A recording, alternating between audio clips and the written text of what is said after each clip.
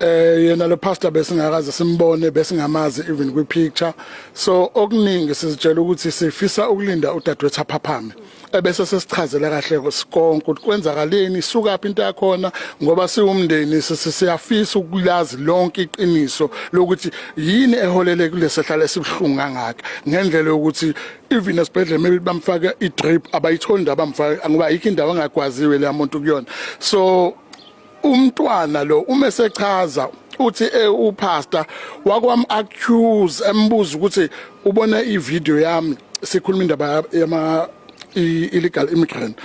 ukuthi asengidestroy kangakanani kumsebenzi wami womusic bedayisa umsebenzi wami estradini so leyo nto ngaba vocal kuyona ukuthi I'm not happy ngendlela abenza ngakhona so ngiyayisupport imarch and march ngiyasupport ukuthi abantu ababuyele emakhaya abangenawo amaphepha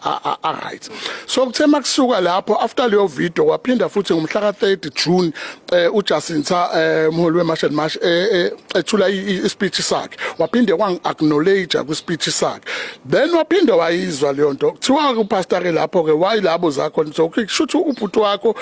against thina sonke abantu bangaphandle abantu basebehoni ngoba mina njengoba ngumfundisi wakho shutha ngazi noma uyichaza indaba uthi usonto emntwini wangaphandle enkini something like that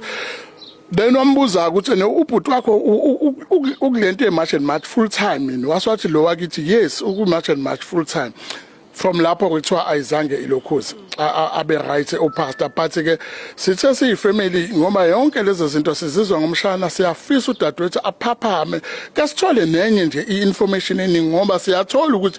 into ekuyiyona ngathi iphinde yamcasula kakhulu yile yami yokuthi ngilinkwe entweni zama-machine. Sengiphetha nje amaphoyisa athini wona ngiyezwa nanokuthi nithi uke wazama ukuyibulala bamthole izolo engathi useyikhungile. Izolo ke sifikile la police station eBluff masifika sifika nje sifice nje kune drama nje hayiza besingazi nothi uyena ke besithe mhlawumbe umuntu ongaphilile ngekhaya masingena sithi sifuna ukubona kwathi uyena lo hayizayo uqeda manje siqeda kumthula ade sezama ukuyibulala ukuyihang then ke sathola sekhona nabantu bema-paramedics ngoba la kuthiwa ubesikekile ezandleni I think mhlawumbe usike ngathi enza lento lemkhuba tegila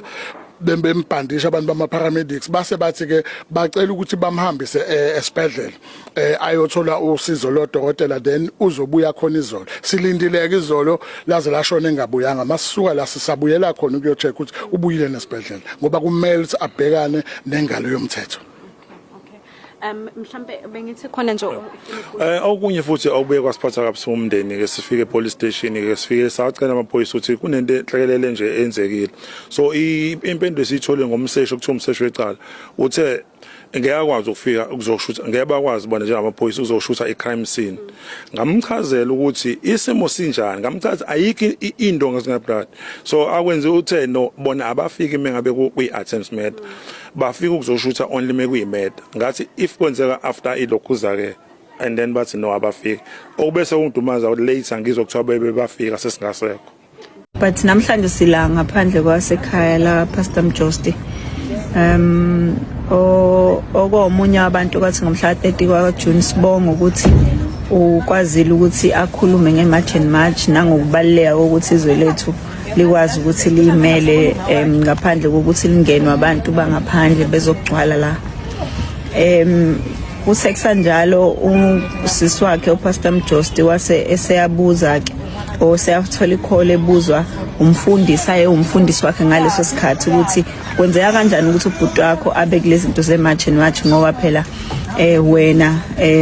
ubhuti wakho uyicelebrity kumele ngabe umuntu neutral wathi ke usisi angazi phela ngoba ubhuti umuntu naye umdala uyakwazi ukwenzela inqumo zakhe wathi kusanjalo ke wasuka ke umfundisi lo wafika namhlanje kuseni ngekhathi nje zentatha kusa wangena endlini mayengena endlini aqale amgwazi usisi anginayisho ukuthi 40 how many times noma 42 noma 43 kodwa kulako 40 something ikhathi amgwaze zona ngizoyifaka ke nevideo izolandela nje la ukuze niyibonele ukuthi into ebhlungu kangakanani kodwa nje siyabiza amaphoyisa sibiza nohulumeni ukuthi uzoyilungisa le ndawo ngoba kwazi ukuthi izwe lethu kuhamba kucala uzwe bonke abantu laba suka emazweni abo ba ama social trainiwe kuze kulimala abantu bakithi ngenxa nje yokuthi bamele iqiniso. Ngimhlungu kakhulu ngalento eyenzekela. I think futhi ngiyathandaza ukuthi uNkulunkulu asipha amandla ukuthi sidlule kulobu bunzima esibhekane nabo, ngoba siyakhala nje, sikhala ngayo lento ukuthi abantu bokufika la asibazi nokuthi bobani, baqhamuka kuma background abanjani. Abaningi babo siyabazi basuka emakhaya nodlame, omazweni anodlame, kodwa uhulumeni wathi azange uzosivikele kuleyo nto. So leli gazi leli lapha lalosisi nolingani yakhe lelaphayani sezandleni lahulumeni wethu. Uwona okumele uwenze sure ukuthi labantu bayaphuma ezweni lethu ngokusheshsha, ngoba sazi ukuthi njengoba kusisikamp Josti nje namhlanje kusasa kuzokuba. And siyanicela ama South Africans, manicabanga ukuthi le mpi incane akobe niyabona ukuthi inkulu kangakanani, ngoba namhlanje ibona kusasa ngase kubo wena, and wes mhlambe kusasa kuba ngisho ingane zakho ungasekho wena, awuzange uyisukumele uyilwele kulempi esibhekane nayo. Labantu abangasibona bala efana ngaba bekho la abahambe. Siyabingelela ingane zakwethu, sicela uma uqala ungena kuleli khasi lethu wenza ubulungisa ucofa subscribe button le channel lethu ingane zakwethu, shaqisa abaningi ke indaba kaSisi kaMjosti okwazwe amanxiba amaningi ekwazwa ngumfundisi wakhe owokufika oyi-foreigners ingane zakwethu ke. Kodwa ke abaholi be-Machine Mashi oJason Thangobese babe yingxenye yalomuga bahamba baya kubo kaMjosti ukuyobheka nje isimo ukuthi kwenzakalani. Mina nawe bengathanda sihlangana lapha kwi-comment section sizwe uvo lwakho ukuthi wena uthini ngalolu daba. Ungakhohlwa ukucofa subscribe button le channel yethu.